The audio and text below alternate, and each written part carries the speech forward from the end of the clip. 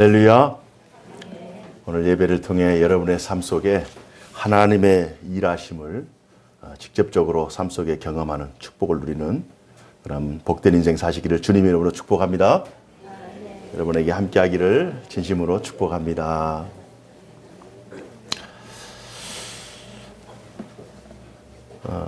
오늘 말씀의 제목은 하나님의 일하심을 보라. 우리 한번 따라해 볼까요? 하나님의 일하심을 보라. 하나님의 일하심을 보라. 본문에는 두 가지 사건이 연이어서 발생합니다. 한 사건이 일어나고 있을 때 다른 사건이 그 사이에 끼어들어서 그 사건을 해결하고 또 그 사건이 해결된 다음에 처음 사건의 마지막을 마무리를 하는 그러한 형식으로 진행이 되고 있습니다. 한 관리가 있는데 그 관리의 그 딸이 죽게 생겼어요. 그래서 예수님의 소문을 듣고 예수님께 찾아가서 다시 예수님을 딸을 살려달라고 예수님께 간절히 호소하는 그 한 관리의 이야기가 첫 번째 이야기고요. 그 도중에 한 혈루병을 앓은 그 여인이 등장하는데요. 그 여인이 예수님의 옷마디만이라도 만지면 내 혈류의 근원이 마를 것이다 라고 하는 그 믿음을 가지고 예수님을 만지는, 예수님의 옷을 만지는, 그래서 새롭게 다시 고침받고 구원받는 이 두 가지의 내용이 들어가 있습니다. 그래서 한 관리의 가정의 이야기, 또 한 여인의 이야기. 그러나 오늘 이 본문은 너무 간략하게 이야기가 기록되었기 때문에 전체 정황이나 상황을 충분히 이해할 수 없어요. 그래서 오늘 본문과 연계해서 복음서에 친절하게 소개하고 있는데요. 누가복음 8장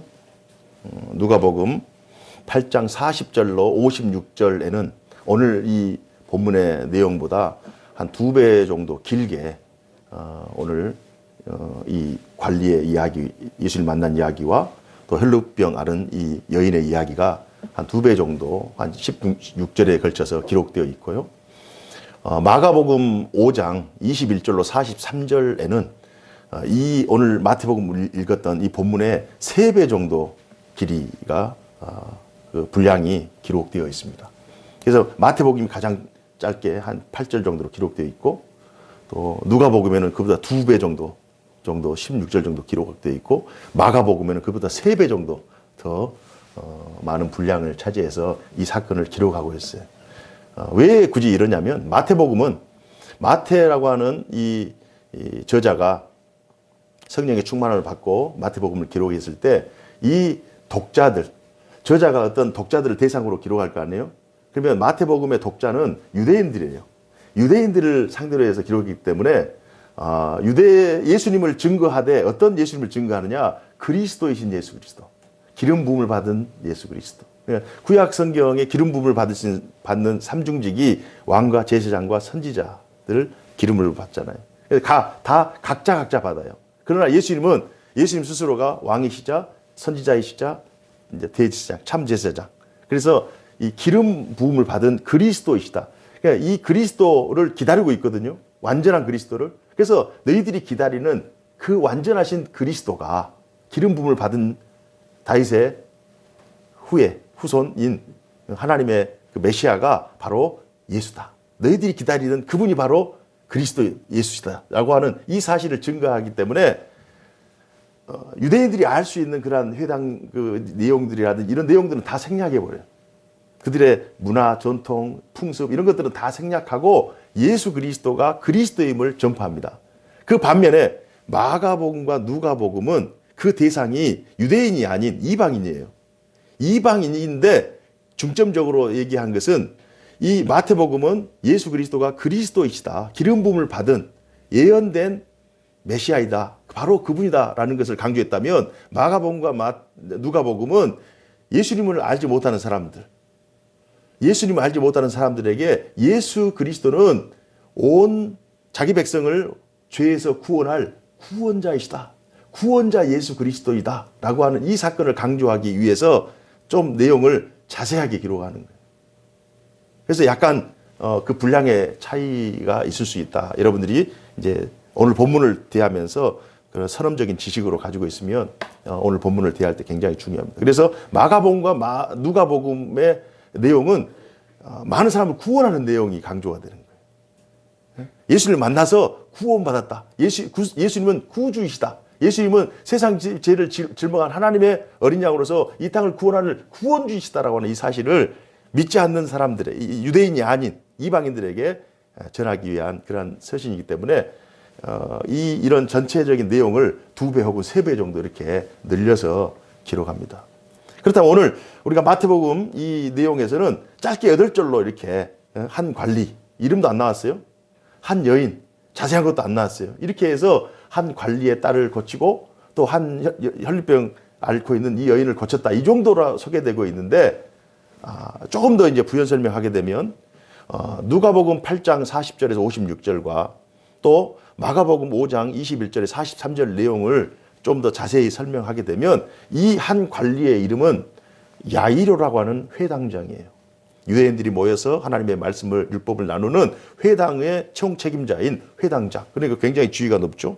사람들의 존경을 받죠. 또 사람들을 하나님의 말씀으로 인도하는 그런 그 유대 사회에서 굉장히 좀 지위가 높은 그러한 회당장 야이로예요. 근데 그 딸은 여러 명의 딸 중에 하나가 아니라 외동딸이에요. 그래서 여러분들이 댁에 가셔서 누가복음과 마가복음을 함께 겸해서 읽으면 오늘 성경에 기록된 내용들이에요. 그게 외동딸이에요. 외동딸이 죽어버린 거예요. 그래서 이 높은 신분을 가지고 있는 회당장, 이 관리임에도 불구하고 예수님의 소문을 듣고 예수님께 나아가서 엎드려서 이 딸을 고쳐달라고. 지금 예수님의 위치는 예수님께서 천국 복음을 전파하자 많은 유대인들이 예수님을 따르지만 더 많은 유대인들은 바리새인과 서기관들이나 이런 사람들은 예수님이 하나님의 아들이라 이 사실, 예수님이 그리스도이다라고 하는 이 사실을 유대인들은 인정하지 않는 상태 속에서 율법을 가르치고 율법 회당을 책임지는 회당장이 예수님이 우리가 기다리는 그리스도이시다 이 사실을 강력하게 믿고 예수님께 나가서 엎드리는 이 사건은 그 시대에 유대 사회에서는 엄청난 사건이었어요. 그래서 예수님 앞에 나아가서 자신의 자존감이라든지 자존심, 체면, 지위 그걸 다 내려놓고 예수님 앞에 엎드려서 외동딸을 살려달라고. 그러자 예수님께서 이 회당장 야이로의 이 간곡한 청혼을 또 그 안에 있는 자신에 대한 그리스도이다라고 이 사실을 강력하게 믿는 그 믿음을 보시고 딸을 찾아갑니다.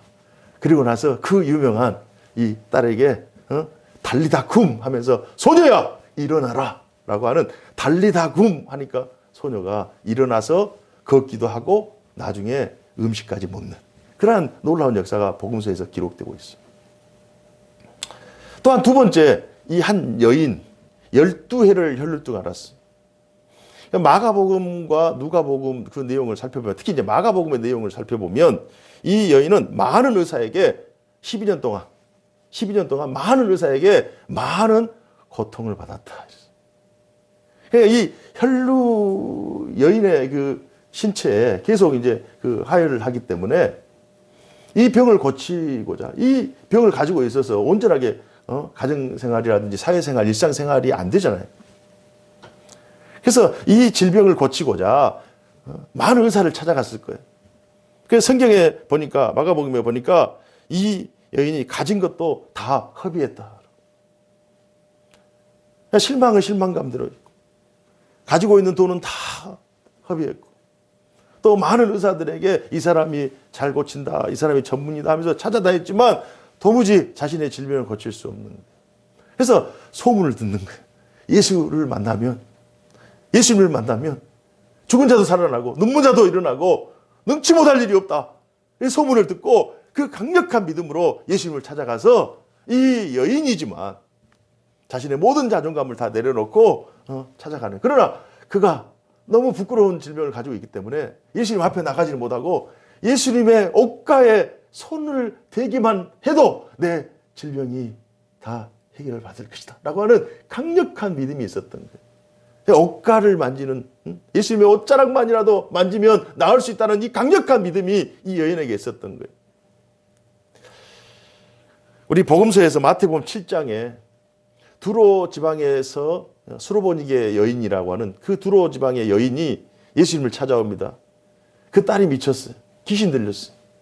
그래서 예수님께서 나는 내 백성들 유대인들을 위해서 복음을 들고 왔지 너희 이방인들을 위해서 오지 않았다라고 하니까 그 여인이 아니 걔들도 주인의 상에서 떨어진 부스러기를 먹을 수 있지 않느냐고. 나에게 하나님 부스러기, 예수님 부스러기라도 나에게 좀 허락해 달라고.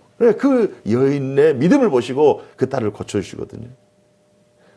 옷가만이라도 옷자락이라도 만지면 내가 나을 수 있다라고 하는 강력한 믿음. 또 자신의 딸 고치기 위해서 부스러기라도 그 개들이 주인의 상에서 떨어지는 그 부스러기를 먹을 수 있지 않느냐 하면서 부스러기라도 나에게 허락해 달라고 하는 그 믿음. 이 두 믿음의 내용이 해당장 야이로의 믿음, 또 12해를 혈루증하는 이 여인의 믿음, 이 여인의 이 사람들, 남녀의 믿음이 오늘 본문의 내용에 기록되어 있습니다. 이 부분들은 여러분 이미 다 알고 있는 내용이에요. 저는 이제 말씀을 준비하면서 어떤 내용을 좀 더 중점적으로 살펴보았냐면 두 사람의 믿음은 참 탁월하지만 그리고 그 두 사람이 그 믿음을 행해서 하나님 앞에 놀라운 축복을 받게 되는데 그 이면에는 일하고 계시는 하나님, 믿는 자를 통해서 믿음을 통해서 믿는 자를 위해서 열심히 쉬지 않고 일하시는 그 하나님, 그 하나님의 일하심, 예수로 이 땅에 오신 하나님, 성부, 성자, 성령, 예수님도 하나님이시잖아요. 이 땅에 육체로 오신 하나님이시잖아요. 믿는 자를 위해서 일하시 계시는 예수님을 여러분들이 만나보았으면 좋겠어요.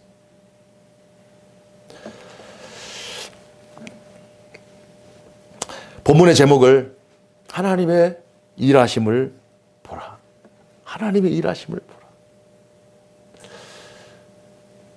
하나님의 일하심을 볼 수 있는 그 식견과 안목과 믿음을 가지고 있는 사람, 그 사람이 이 시대에 진정한 복 있는 사람인 줄로 믿습니다. 하나님의 일하심을 볼 수 있는 눈, 하나님의 구속 역사에 눈을 떠서 많은 사람들은 그저 우연히 일어나는 일이다, 혹은 내가 노력해서 열심히 해서 얻어진 결과다, 어떻게 하다 보니까 여기까지 왔다, 이렇게 얘기하지만, 그러나 자신의 인생이 하나님의 계획 안에 있고 우리의 가정이, 우리의 자녀가, 우리의 삶이 하나님의 예정하신 뜻 안에서 행해주고 있다. 내가 열심히 하지만 나의 배후에서 나를 도우시고 나에게 힘이 되시는 그 하나님이 내 삶 속에, 우리의 가정, 우리 자녀의 삶 속에 오늘도 역사하시는 하나님의 일하심, 하나님의 그 열심히 쉬지 않고 일하시는 그 사실을 발견하고 그것을 깨닫는 이 사람이 얼마나 풍성한 인생을 살겠는가. 오늘 본문이 주는 그런 놀라운 축복입니다. 제가 요즘 103세의 철학자, 여러분 잘 아시죠? 김영석 교수에게 아주 좀 매력에 빠졌어요. 물론 이제 인문학에서 최진석 교수도 제가 참 좋아하지만은 김영석 교수께서 이제 103세예요. 한 세기를 사셨어요. 그분이 하시는 말씀이 인생에는 한 세 개의 과정이 있다는 거예요. 첫 번째는 이제 성장의 과정이죠. 이게 태어나서부터 이 20살 혹은 30살까지, 그때는 인생의 이제 방향을 정하고 준비하는 기간, 성장기. 그리고 나서 이때 성장기 때 자신의 미래, 자신의 계획, 자신이 어떤 일을 할 것인가를 분명히 해야 50, 60대까지 은퇴할 때까지 아주 곁길로 안 가고 그것으로만 이렇게 직진할 수 있다는 거예요. 그래서 자기 친구가 이제 황순원인데, 황순원은 이제 소나기도 수필가잖아요. 소설가. 어렸을 때부터 나는 소설가가 돼야 되겠다. 이 뜻을 정했다는 거예요. 그래서 나중에 위대한 이제 소설가가 됐고, 또 윤동주 시인하고 같이 이제 자랐는데, 윤동주 시인은 어렸을 때부터 자기는 시인이 되고 싶었다는 거예요. 그래서 윤동주 시인이 30대에 죽었는데, 어렸을 때 뜻을 정했기 때문에 그 인생, 짧은 인생이지만 그 깊은 시를 남기고 죽었어요. 또 자기 알고 있는 사람 중에, 의사가 되고 싶었는데, 소아과 의사가 되고 싶었다는 거예요. 그래서 소아과 의사가 돼서, 자기 어렸을 때부터 나는 소아과 의사, 어린아이를 치료하는, 주변에 좀 이렇게 어린아이 때 좀 질병을 앓고 있는 사람이 있었나 보죠. 그래서 나는 어린아이를 고치는 소아과 의사가 되어야 되겠다 해서 열심히 공부해서 뜻을 정한 다음에 이제 20대 전에 다 뜻을 정해서 열심히 해서 끝까지 간 거예요. 그래서 결국 이제 아산병원의 초대 원장까지 된. 그래서 이 초반기 때 인생 20대, 30대까지는 뜻을 정하고, 그 다음에 뜻을 정한 다음에는 이제 60대 혹은 70대까지 열심히 이제 그 두 번째 인생의 이제 전성기를 보내고, 그 다음에 은퇴기 이후에 한 60 혹은 이후, 70 이후에 또 다른 인생이 있다는 거예요. 또 다른 인생. 당신은 굉장히 약하게 태어나서 10대 때 죽을 고비를 넘기고요. 그래서 20대, 30대 때 다른 사람 막 열심히 일하고 무리할 때 자기는 조금만 무리하면은 그냥 가만히 있었대요, 그냥. 그래서 20대, 30대 때는 자기가 가장 약한 사람이었대요. 근데 한 50대 정도 되니까 옆에서 좀 이제 열심히 이제 일하는 사람들, 또 건강한 사람들이 좀 약해지더라는 거예요. 자기는 좀 이제 다른 사람 정도, 이제 보통 사람들 정도, 보통 수준의 이제 건강을 유지하고 있었다는 거예요. 무리하지 않고 자신의 일을 열심히 하면서. 한 80대 정도 되니까 주변을 돌아보니까, 자기가 자기 또래들보다 엄청나게 건강하다 하는 거예요. 벌써 80대 정도 되니까 벌써 세상 떠난 사람들도 있고, 또 다 이제 힘이 약해지고 강의도 못하고, 자기가 80대, 90 넘어가니까 자기가 제일 건강하더라는 거예요. 그러면서 강조하는 것이 뭐냐? 당신이 책을 많이 적었는데 그 책들 중에 대부분이 70대, 60대 이후에서 75세 그 사이에 지은 책이 가장 자기가 잘 지었고 또 걸작을 만들어냈다는 거예요. 마치 계란으로 보면 계란의 노른자가 60에서 75세 그 사이였다. 이런 얘기를 하는 거예요. 그러면서 은퇴 이후에 쉬기를 좋아하지 말고 일하는 것이 좋다. 자기가 할 일을 찾아서, 자기가 할 일을 준비해서 끝까지. 그러니까 우리는 60대 은퇴가 끝이라고 생각하지만, 우리 지금 뭐 한 90, 100세 이렇게 살아가는 시대니까 은퇴 이후에도 일할 것을, 자기가 취미라든지 하지 못한 일들, 왜냐하면 60 이후 정도 70 이렇게 되게 되면 여자분들은 가사에서 이제 자유하게 되고, 양육이라든지 이런 자녀 양육에서 자유하게 되고, 남자들은 일에서 자유하게 되기 때문에 제2의 자기의 본연의 취미라든지 그런 생활을 할 수 있다는 거예요. 그래서 열심히 이제 일할 때 열심히 일해서 또 저축하고, 그렇게 해서 은퇴 이후에도 자신이 충분하게 일할 수 있는, 이게 행복한 것이다. 아마 103세 정도 사니까 우리는 생각할 때 가장 꽃다운 나이, 가장 인생을 계란으로 봤을 때 가장 노른자가 몇 살입니까? 하면 어떤 사람은 10대, 어떤 사람은 20대, 어떤 사람은 30대 이렇게 생각할 수 있겠지만, 100세까지 살아본 사람이 자신의 인생에서 가장 노른자는 60대에서 75세였다. 이렇게 얘기하니까 우리가 우리의 인생 연장자를 통해서 배워야 되잖아요. 시편 90편을 보면, 왜 제가 시편을 좋아하냐면, 모세가 120을 살면서 인생을 돌아보는 거예요. 그래서 시편 120편을 쭉 인생을 돌아보면서 자신이 어떻게 살아왔는가, 자신의 삶을 자주 하면서 기록한 시편이기 때문에 귀한 거예요. 복음서에 보면 안나와 시므온이라고 하는 나이 많은 기도하는 그런 남자, 여자, 할머니, 할아버지가 계세요. 그분들도 나이 많아가지고 인생을 충분히 산 다음에 어떤 것이 가장 귀한 인생인지를 아는 거예요. 그래서 귀한 거예요.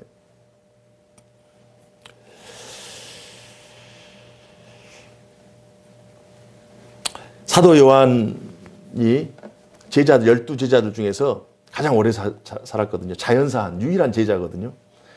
그래서 요한계시록도 한 반모섬에 유배됐을 때 한 85세, 90세 정도에 기록했을 거예요. 그래서 정말 요한 서신, 요한복음이라든지 요한 1, 2, 3서, 요한계시록은 다른 책들에 비해서 깊어요. 깊어. 그러니까 인생을 오래 살거나 또 이렇게 다 세상을 이제 좀 많은 경험을 하신 분들의 그 선 경험들을 우리가 늘 답습하면서 또 예비적으로 우리가 경험하면서 그 선언 지식을 얻을 필요가 있습니다. 그래서 일하는 것이 이렇게 중요하다. 그래서 하나님이 오늘도 일하시고 계시기 때문에 인생을 오래 사셨던 분들 그런 인생을 되돌아보면서 일의 소중함이 얼마나 중요한 것을 강조하고 있는 거예요. 그래서 오늘 본문에도 하나님의 일하심, 두 사람이 본문에 줄을 이룬 것 같지만 그 이면에서 일하고 계시는 하나님을 발견해야 돼요. 그래서 어느 한 관리의 딸의 죽음, 많은 사람들, 거기에 막 떠돌아다니는 사람들, 그리고 피를 묻는 사람들, 이제 딸이 죽었으니까 그러면서 예수님께서 잔다 하니까 사람들이 비웃는 거예요. 이건 불가능한 일이라는 거예요. 이성적으로, 논리적으로 사고, 이 인간의 경험적으로 이것은 있을 수 없는 일이다. 그래서 예수님께서 잔다 하니까 비웃어요. 사람들이 하나님의 일하심에 눈을 뜨지 않으면 기적을 기대하지 못합니다. 그러나 믿음의 눈을 가진 사람들은 아니다. 지금 환경이 죽은 것 같고 상황이 죽은 것 같지만 그러나 하나님이 함께 하시면 충분히 살아날 수 있다. 이 믿음을 가지고 그러니까 결국은 하나님의 일하심을 발견하느냐 하나님의 일하심을 무시하느냐 여기에요. 이 차이가 있어요. 그래서 예수님께서 잔다 하니까 사람들이 예수님을 조롱하고 예수님을 비웃고 비아냥거리고 그런 내용이 오늘 본문에 기록되어 있습니다. 예수님의 일하심, 관원의 딸에 대해서는 우리 25절 볼까요?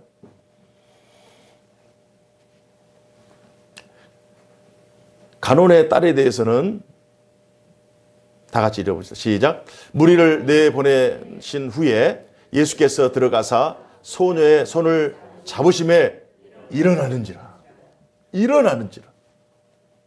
다 죽었다고 했는데 피 불고 있는데 다 예수님께서 소녀의 손을 잡고 달리다쿰 하니까 일어나 버리는 거예요.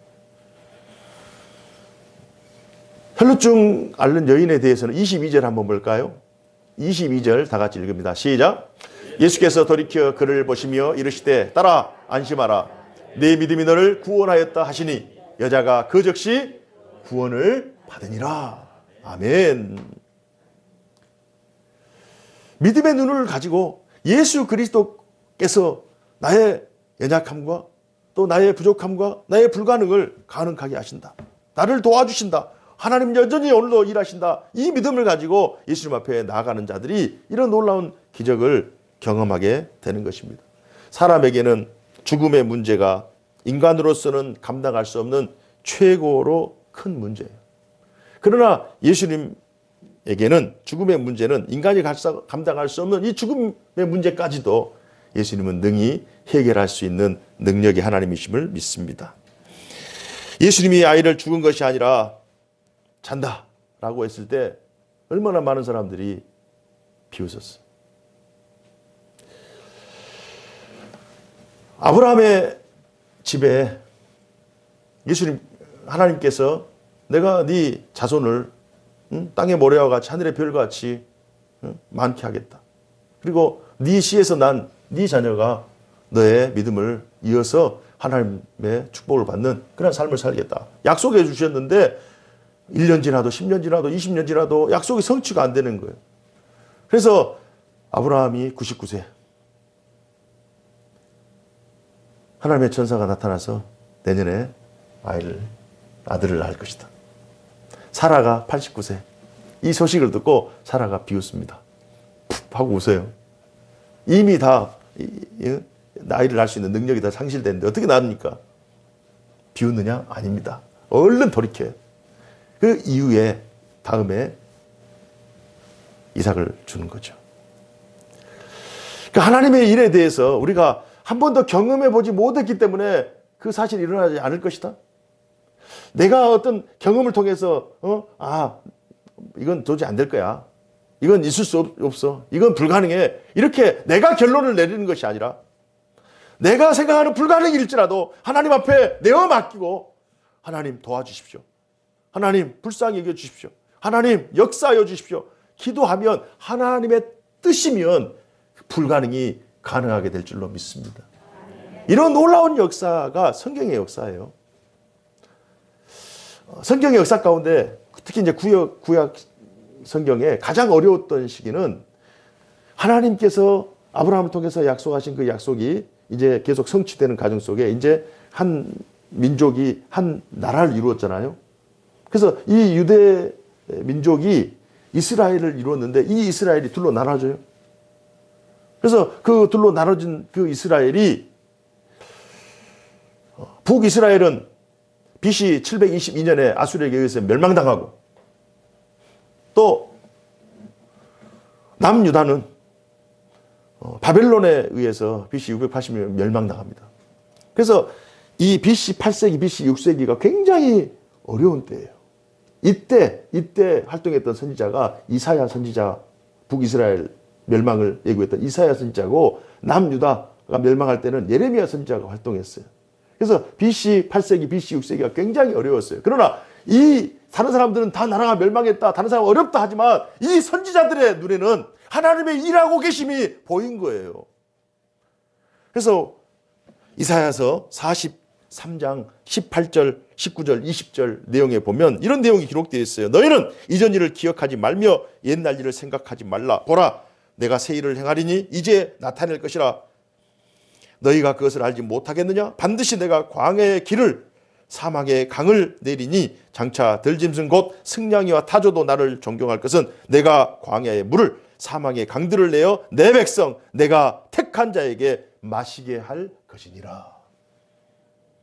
나라가 이제 휘청휘청하고 사람들이 이제 다 끝이다라고 생각했을 때 선지자, 하나님의 말씀을 붙잡고 있는 선지자의 눈에는 아니다. 하나님께서 새 길을 내신다는 거예요. 에레미야는 어떻습니까? 이 이사야와 에레미야는 한 150년 정도 차이가 있거든요. 에레미야는 남유다가 멸망했을 때 에레미야 33장 2절, 3절, 4절에 다음과 같이 고백합니다. 이 일을 행하는 여호와, 그것을 만들어 성취하시는 여호와, 그의 이름을 여호와라 하는 이가 이와 같이 이르시되 너는 내게 부르짖으라. 내가 내게 응답하겠고 내가 알지 못하는 크고 은밀한 일을 내게 보이리라.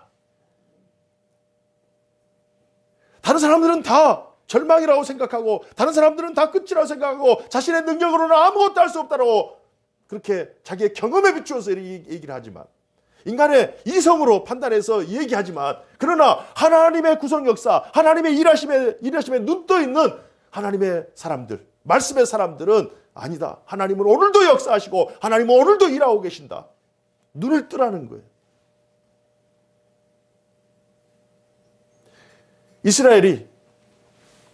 북이스라엘이 멸망하고 8세기에 남유다가 6세기에 멸망하고 그런 다음에 문이 닫혀요. 그런 다음에 400년 동안 이제 완전히 그냥 또 뭐 포로 생활하고 뭐 이렇게 하면서 또 암묵기도 있고 그래서 남유다가 이제 멸망할 때 70년 동안 이제 포로 생활을 합니다. 70년 동안 포로 생활하고 나서 돌아올 때 시인은 하나님의 일하심을 다음과 같이 고백합니다. 시편 126편 1절에서 6절 말씀이 이 내용이에요. 여호와께서 시온의 포로를 돌려보내실 때 우리는 꿈꾸는 것 같았도다.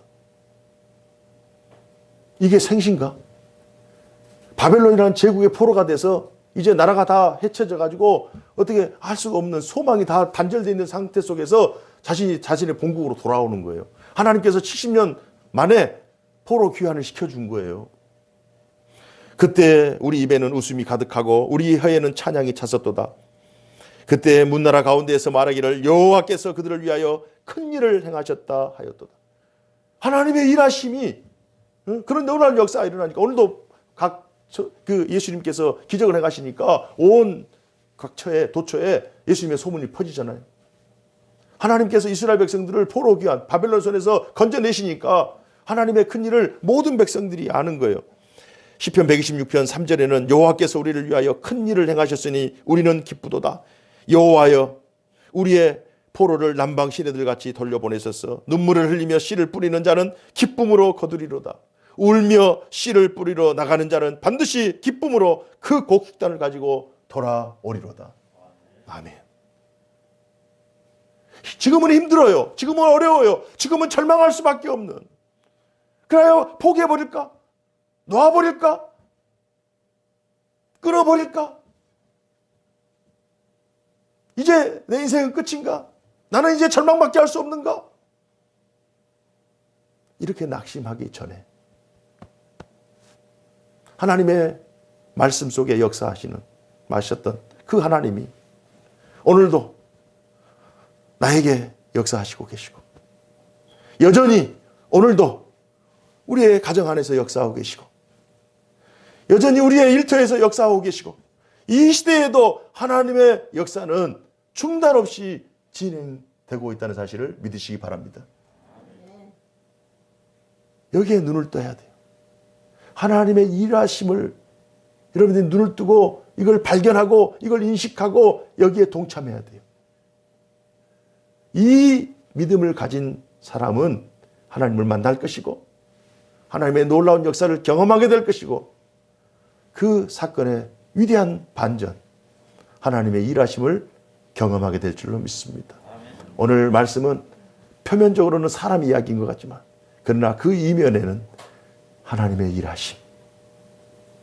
그래서 그 두 사람이 하나님의 일하심을 경험했던 것처럼 여러분과 저도 오늘날 이 시대에도 하나님의 일하심을 경험함으로 하나님 앞에 놀라운 은혜와 축복을 받는 복된 인생 사시기를 주님 이름으로 축원합니다. 기도하겠습니다. 하나님 아버지 감사합니다. 오늘 말씀을 통하여 하나님은 어떤 시대, 어떤 상황 속에서도 여전히 하나님으로 역사하셨고 사람이 이제 절망하고 이제 끝이다라고 생각하는 그러한 포기 시점에서도 하나님은 없는 것을 있게 하시고 죽은 자를 살리시는 창조의 하나님, 부활의 하나님으로 여전히 우리 가운데 역사하시는 하나님을 믿습니다. 오늘 말씀을 통해 다시 한번 믿음의 자리로 또 하나님의 일하시는 그 현장에 눈을 뜨는 그런 놀라운 말씀의 사람으로 다시 한번 세움받고 힘을 내어서 이 어려운 상황 속에서도 날마다 이기며 승리하는 복된 인생 살아갈 수 있도록 우리 모두를 축복하여 주옵소서. 주 예수 그리스도 이름으로 기도하옵나이다. 아멘.